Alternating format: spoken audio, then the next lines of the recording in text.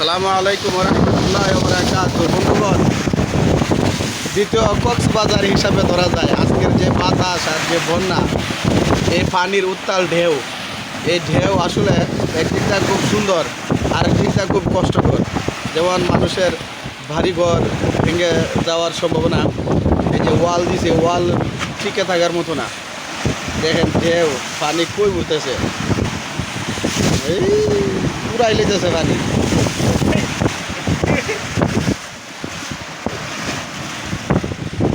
আজকে কোনো ঘর বাড়ি রাখতো না।